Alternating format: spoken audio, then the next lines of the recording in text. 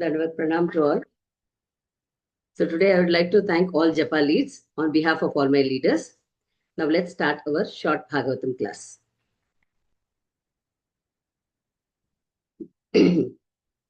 First of all, I'd like to thank all my leaders for giving this wonderful opportunity to glorify Srimad Bhagavatam. I'd like to thank Matrapati Prabhu and Parabhakti Mataji for giving this opportunity. Now let's start with short Kirtan. Jayo Radha Madhava Kunja Bihari Jayo Radha Madhava Kunja Bihari Jaya Gopijan Vallabha Girivardhari Jaya Gopijan Vallabha Girivardhari Yashodanandana Brajjan Ranjan Yashodanandana Brajjan Ranjan Yashodanandana Brajjan Ranjan Yashodanandana Brajjan Ranjan Yamuna Tira Vanachari Jayo Radha Madhava Kunja Bihari Hare Krishna Krishna Krishna Hare Hare Hare Ram Ram Ram Hare Hare Krishna Krishna Krishna Hare Hare Hare Ram Ram Ram Hare Hare Om Namo Bhagavate Vasudevaya. Om Namo Bhagavate Vasudevaya. Om Namo Bhagavate Vasudevaya. Narayanam Namashrityam Naram Cheva Narottamam. Devim Saraswatim Vyasam Tato Jaya Udirayet. Nashtaprayeshu Abhadreshu Nityam Bhagavate Sevayat. Bhagavati Uttamasloke Bhaktir Bhavati Naishtaki.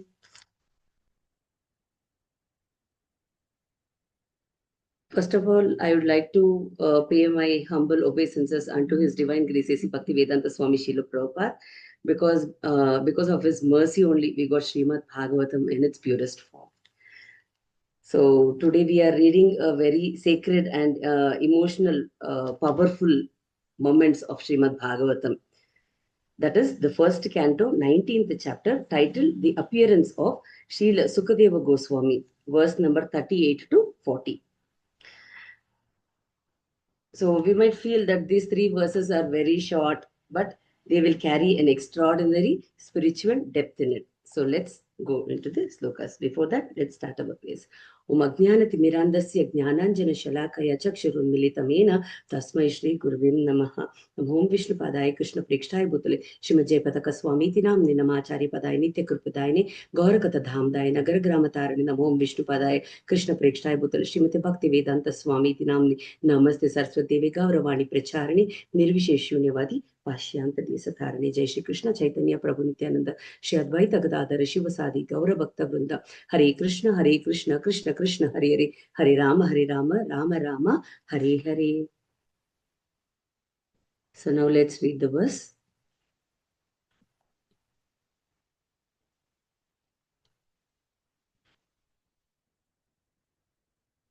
Srimad Bhagavatam, chapter number 1, canto number 1, 19th chapter, sloka number 38.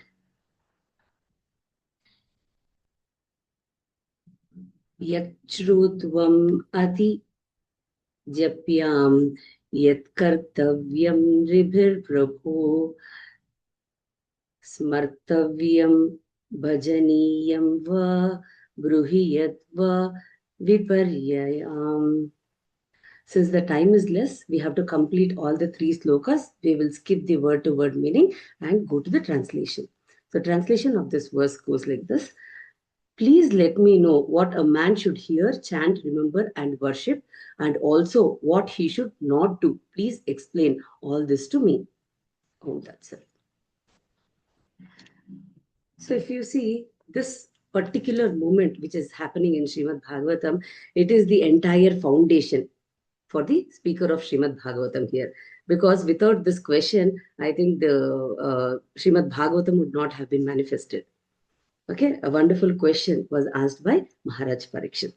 If we see in the verses, like what we'll be discussing in today's verse is that how a devotee faces a death. And we will discuss about how saintly association around devotees will add, and how humility attracts divine knowledge, and how Krishna personally arranges liberation for his devotees. So all these points will be covering in this three slokas. So Srila Prabhupada explains that the death of a devotee, it is not an ordinary death. Why? Because it is journey back to the Godhead. And it is also the final examination which is passed with honors. If you see, if you compare the material person or a non-devotee and devotee's death, devotees will be always surrounded with with other devotees. They'll be having association of devotees. But what is the situation of a non-devotee? Non-devotee, what he does, always he will be in the fear of death. Secondly, always he will be, when he is aged, as we all know, the diseases will come. So he will be hospitalized with that medications, and the crying devotee, crying people, relatives next to him. So all this, that situation will create a panic situation for the person who is living the body. But it is not like that in the case of Maharaj Parikshit. Maharaj Parikshit sets an example telling that if a devotee is in association, what will happen? What did Maharaj Parikshit see? We saw that the death came with sages. And where did this happen? He was waiting near the Ganges, near the holy river. What happened there? There Krishna Katha was discussed, and liberation was waiting for him. So as we all know, if we go a little bit background about this previous slokas, we all know that Parikshit Maharaj, he was cursed by a small Brahmin boy. What did he curse? That in next 7 days he will be dying with a bite of a snake bird called Takshaka. So at that time, being a king, he would have counteracted that. Or he would have done something. He would have approached the sages and asked the remedy to overcome that curse. But he did not do that. What did he do? He just renounced everything. Please, we need to recall that he is the king of the whole world. Parikshit Maharaj is the emperor of the world. Immediately he renounced everything, thinking that it's the will of the Lord. What did he do? He just handed over all his kingdom to his son Janmejaya, and he just further left, went to the sage, went to forest. He sat near the Ganges, fasted for 7 days. See, it is said that when a pure devotee is about to leave the body, the whole world will get the notification about that. The devotees are never alone at the time of death. We need to note this point. Why? Because he or she will be surrounded by other devotees who will make the dying person remember about Krishna. So we need to remember here that our goal is to utilize the human form of life and realize the lost relationship between Krishna and us. And the most asking question, what we need to ask in our life is that whom should we be surrounded, either with our relatives and friend circle or with the devotees while living our body. So this verse teaches us, prepare now for the kind of death you want than lamenting later. So if you see, this human life is very rare and it is very important. Durlabham Manushya Janmam. See, when we take the breath, no, each and every breath is calculated. Okay, see, in this world, more than 84 lakhs of species are there. Everything will take breath, right? Animals also will take plants, scriptures, and what is that? Creatures, reptiles, everything. Everything will. Hare Krishna. Okay, everything will breathe. But there is difference between their breathing and human breathing. Their animals breathing or plants breathing, they don't have a goal. But humans breathing is having a goal. Agyato Brahma Jignasa. We are capable of thinking, who am I? Why am I here? What is my duty? All these things we can think because God has given us that intelligence. So our goal should be how to go back to Godhead. That intelligence we should be having. That is the reason each and every breath is calculated here. If we see in Srimad Bhagavatam, 2nd canto, 3rd chapter, 17th sloka, it is said that both by the rising and setting of the sun decreases the duration of life in everyone's life, except one who utilizes time by discussing the topics of all good personality of Godhead. See, we can understand here that as soon as the sun rises, our day starts, and as soon as the sun sets, our day ends. This everyone knows. But everyone knows that one day death will come. We are getting older day by day, but no one will think about that. See, if you compare between the material person, I mean, non-devotee and devotee, as soon as a person wakes up, what does he think? He will think, oh God, I'm getting late to the work. I have to do this, I have to do that. A number of to-do list will come, right? With the fear, he gets up. But what is the position of a devotee? As soon as he gets up, he takes the Lord's darshan. He'll be so peaceful. He will just see, like, what is the next. He need to do the japa. He need to do kirtan. He need to do bhoga. He need to offer bhoga to the Lord. He need to take darshan of the Lord. He need to take association of the devotees. He need to prepare for the Bhagavatam class, Bhagavad Gita class, and he will just speak with the devotees. So this will be the routine life. So here, time waits for none. We need to remember that. It is said that uh, a moment also which is associated with the pure devotees by hearing and chanting will get the transcendental message. What is that? They will get guaranteed. The purification is guaranteed that they will go back to the Godhead. So this is said. So in Parikshit Maharaj, if you see, he placed an what is that question, which is the ultimate goal of everyone's life. What is that? He is requesting to let him know what a man should hear, what he should chant, and what he should worship. And also with that, he asks what he should not do. So if we see here, Prabhupada says that a pure, true devotee, I mean, a true advanced person becomes more humble. So here Parikshit Maharaj's case also is the same. He becomes more humble. And material greatness is that creates ego. But spiritual greatness, it always decreases the ego. So Parikshit Maharaj being emperor, what did he do? He never, when the sages came, he never asked for the blessings. Instead, he said, I am insignificant before these great devotees.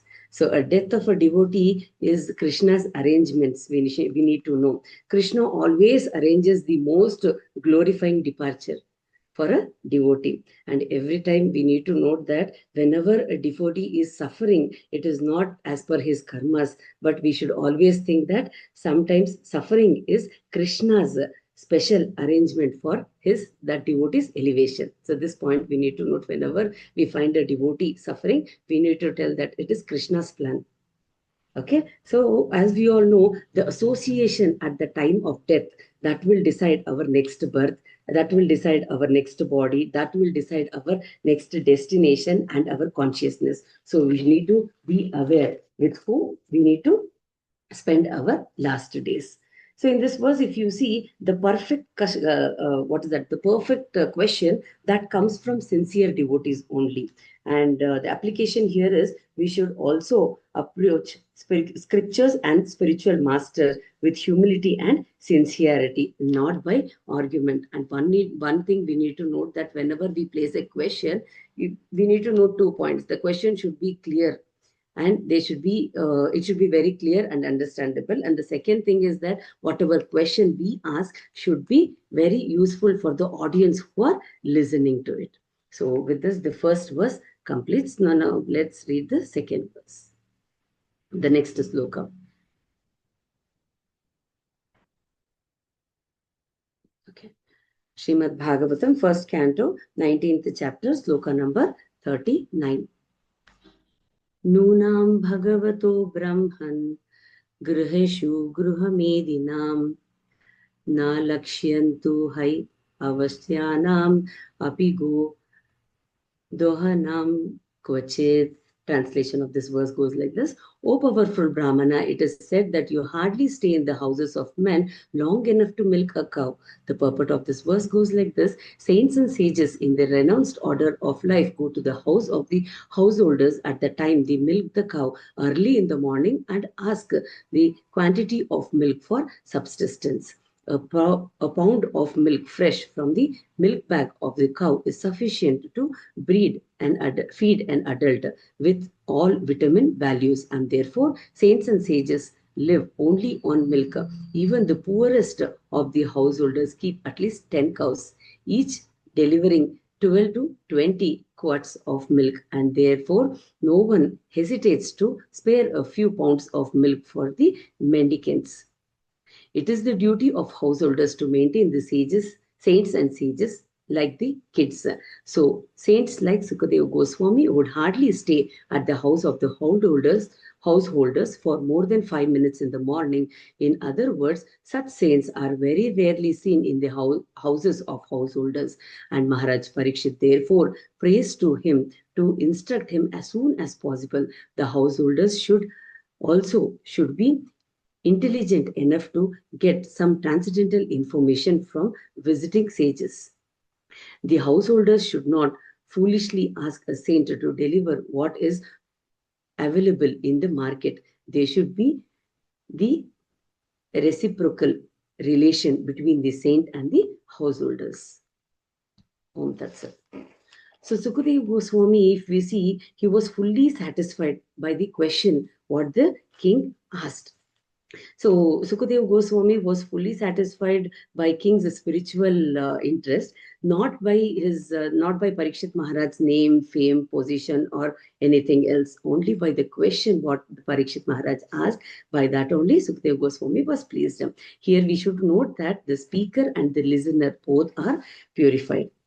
So in this sloka, if you see, there are two words. One is Gruhastha and Gruhamedi. Who is a Gruhastha? Gruhastha is a one who leads the life according to the Shastras. So what does a Gruhastha do? He keeps Krishna in center in whatever work he does. It might be the spiritual work or the karmic work. Whatever he does, he keeps Krishna in center. He feels as if he is a servant of Krishna.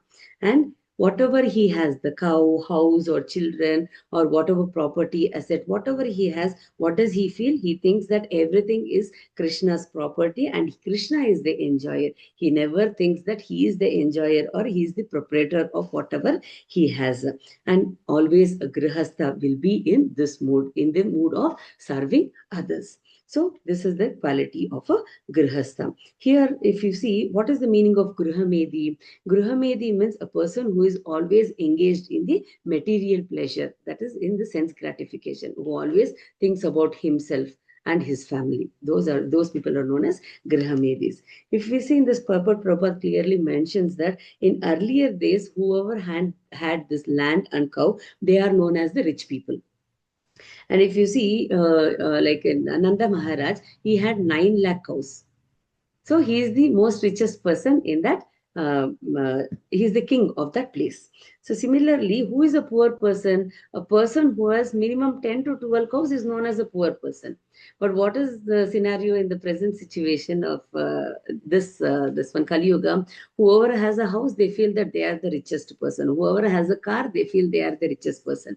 But here in Shastras, it is said that even the poorest to poor person also had 10 to 12 cows. And enough amount of milk was coming out of that cow. How? So minimum 12 to 20 liters of milk was they used to extract from each cow. So abundance of milk were there. So because of this, householders never felt that it is a burden to feed anyone. They were offering as much as milk required for the sages. So sages also, they have a quality that there's one quality of sages that they don't stay at any place.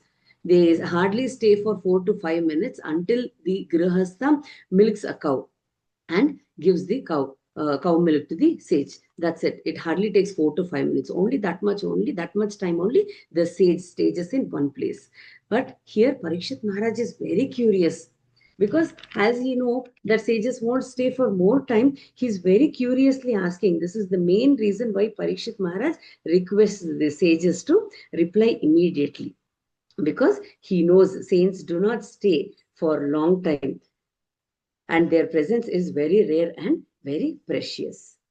In ISKCON also, we follow one thing that surrounded devotees, we follow one etiquette, that is that surrounding devotees with Krishna Katha and keeping the soul remembering about Krishna always, and they train us for our final moments.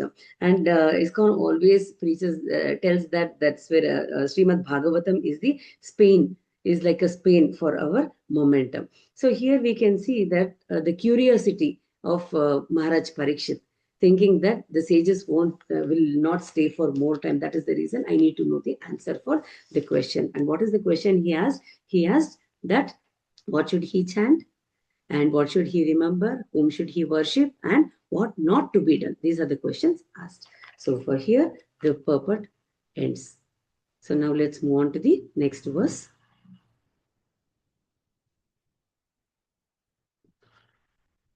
Next sloka is from Srimad Bhagavatam, Canto number 1, 19th chapter, 40th sloka.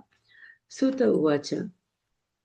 Evam abhashita prishta sa rajan slukshana gira pratyabhashata dharmajnyo bhagavan Badarayana. Translation of this verse goes like this. Sri Suta Goswami said, the king thus spoke and questioned the sages using sweet language. Then the great and powerful personality, the son of Vyasadeva, who knew the principles of religion, began his reply. So if you see in this verses, now comes the most heart-touching verse of the entire Srimad Bhagavatam. As we all know, Maharaj Parikshit, he is the emperor of the world. He is the grandson of Arjuna. And we also know that he was protected in the womb of Mother Uttara. When he was in the stomach of Uttara by Krishna. And we all know that he is the ruler of all oceans and lands. But still, when the sages arrived, immediately he stood up, he offered the obeisances, he touched the feet of the sages, and he spoke with the folded hands, addressing them as the spiritual master. So we need to know spiritual master, how important role they play in our lives. So this is a symbol of a real greatness. So Parikshit Maharaj showed how a pure devotee, pure Vaishnava should be there. So here, there one question arises that why this humility is so important? Humility, with humility only Parikshit Maharaj inquired the question, right? So why is it that humility so important? So Prabhupada says that because of this humility only, the next speaker of Srimad Bhagavatam appears. When humility is displayed, golden words comes out of the speaker. So this teaches us the universal law. What is that? That is, divine knowledge never enters a proud heart. It always enters into the humble heart only. So what is our daily application? What we should understand from this first canto of Srimad Bhagavatam? We need to understand that daily hearing of Srimad Bhagavatam, it gives us daily preparation for death, because we don't know what time the death comes. Any time the death might come. See, Parikshat Maharaj is so lucky that he got 7 days notice. But we are not that fortunate. We don't know what time our life will go. Might be immediately after speaking to a devotee, our life might go. So we should be prepared for that. For that, what should we do? We should daily read Srimad Bhagavatam. That is like a preparation for our death. And the second one is that we need to chant regularly. That is like our purification process. So we should never stop the purification process. Whatever the prescribed rounds are there, whatever vow you have taken, that many, this one you need to complete. You need to chant.